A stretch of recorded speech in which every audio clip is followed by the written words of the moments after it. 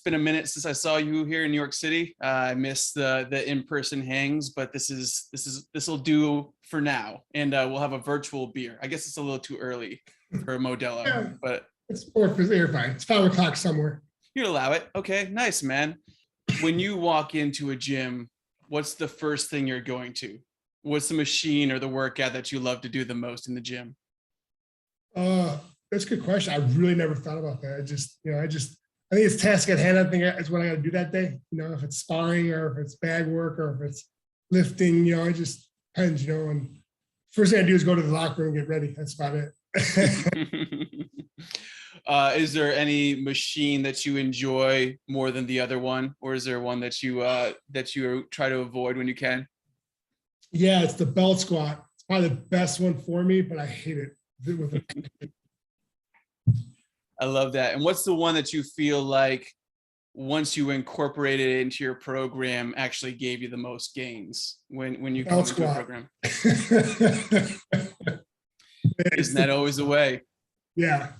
I think we have some of the same passions in the fact that, a little Call of Duty. I love the gaming. I see you on the Twitch and streams. How does it feel like to have a place like that to sort of get some aggression out as well? Oh, it's great. I've been playing, but I haven't really been streaming much just because with my wife, and she's, some days are good, some days are bad. She's beat up and sore because she's carrying her child, and I feel terrible. And she still lets me play, which is I'm very lucky. So sometimes she'll need something like, hey, I'm hungry, or can you rub my back or my legs? I got to be a good husband and do that. And not feeling I have to do it. I want to do it because she's going through a lot. 10 months. Yeah. How about the other entertainment? I know you posted a few photos from the set of Tacoma FD, which those are my boys too. I hosted their New York Comic-Con panel here, and with Steve and Kevin, the whole crew, Gabe, the whole crew, Hogan. What was it like to visit that set and have a show about firefighters? Obviously, firefighting being your own career as well. It was awesome. Honestly, it was surreal because I could how nice everyone was, and I've never really been to a bad set, but they were just so accommodating, so awesome. And with Steve, he sat me down. We had lunch the one day. The first half of the first day I started shooting. I was a little nervous. I was doing okay, but I was just nervous. He at least sat me down and we were going to go over lines, but he pretty much just told me, like, listen, dude, like it don't matter if you do good on the first take or the last take. We're going to do this for 2-3 hours. So just have at it. And after that, I was like a free bird. I was just doing what I wanted, having fun. I was doing what they told me, but it was just a lot more at ease, if that makes sense. I love that. And what is it like to have a show like that? Hilarious show about firefighting. And do you see any of those parallels between some of the guys and some of the guys on the show? Yeah, I actually told the guys on the show, with Gabe and Marcus and Eugene, I was like, you guys legit are like firemen. Like the way you guys are, just the way you act, the way, just your humor, you could definitely see that, they would fit in well. That's great, man. I know that's a place that you're passionate about too. How's that been? Have you still been going with the house, or how's your involvement been with the firefighting department? Yeah, I've been working. It's I'm very lucky I get to pick my schedule. So a week in advance for me part-time. And so, but it's going to slow down here a little bit once the baby's born. And my wife, I'll be with her, making sure everything's okay. And once that, everything gets settled down, they'll be back to normal. Is there anything about getting ready to do the job of a firefighter versus getting ready for a fight, or how those things sort of tie in together? What do you find challenging, I guess, about both?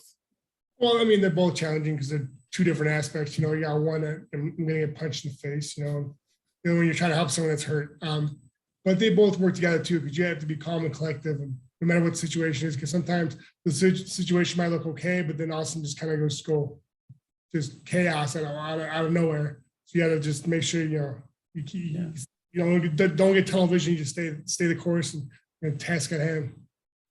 Have you felt, I guess, in each situation, have you felt more stressed in the octagon or more stressed while doing the firefighting job? The firefighting job is a lot more stressful because you're trying to help someone. Sometimes the call is a lot worse than it should be, or not. Let me repeat myself there. When the call is a lot worse than it is than the fight, because someone can be in a lot of trouble. And so you're doing whatever you can to stabilize that person and make them better and helping them out. And talking about firefighting shows, are there any movies about firefighting or other shows about firefighting that you enjoy that you think maybe gets it right? I like Rescue Me is good. I love Rescue Me. That's a funny one. Just Yeah, my friend was on Rescue Me. That was a great show, man. yeah, it does there. Yeah, that was great. Yeah, I mean, some are yes and some are no. Some are kind of like, you know, listen, it's drama. That's what people want. Yeah. How about fighting? What's your favorite show or film about fighting? Question. You know what? You know what's funny? I like the documentary of Smashing Machine. Mm, That was pretty cool. I do like that one. that was a great one, man. That was a great. Obviously, you're balancing a lot with the family now. That's got to be keeping you busy. You know, is the fitness and the meal plans and all that stuff staying on track while you got the family? The family responsibilities intensifying, I guess, is the right word. It's always there, but with a baby on the way. I mean, I don't eat like crap, you know. Once in a while, I'll indulge. When my daughter wants chicken nuggets, I might be like, you know, give me a McChicken or a Big Mac. But you know, most of the time, I'm pretty. You know, my wife cooks great food, and I love it. She just made Swedish meatballs and some pasta. I'm like, I'm like spinning. I think it's smelling it right now. But, yeah, you know, it's you know, I try to keep, you know, it's tough though with my daughter because like, man, these kids, they get the best stuff. Like, you know, they got Capri Suns, they got Oreos, they got stuff I didn't even heard of. I'm like, this is amazing. What is this? You know, and so once in a while, you know, I want to, you know, here and there. My daughter, like, I want a snack. She takes gummy. I'll take a gummy gummy bears for myself. You know, we share, and so it's tough. But I don't like, you know, overindulge and Right. like worthless. You know, has your setup at home changed at all during this time, or what things do you have around you at home?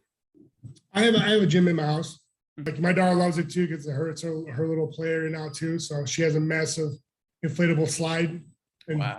my son, and then she has her own little slide too, another little slide. But it's like a little play area for her, and she loves it. And so, but when I got to use it, I got to, you know, fold it out, move it to the side. You know, it's okay. That's nothing. I wouldn't change it for. It's not heavy at all, so it's not a big deal. Where are some of the pieces you have in there? Did you work with some people to sort of get it outfitted and kitted? Yeah, I got, you know, Zebra came in. They gave me some nice, you know, wall mats. You know, I had Dalmar first, and then, you know, Zebra came in. I got the floor mats, and then I got some more pieces for the wall, and then Solid Fitness. I got a rower, Aerodyne bike, and then a soft propel treadmill. Dude, those Aerodyne actually, bikes. I just got a tonal. Oh, you just got one of the tonals. Oh, nice, man. Those have been great.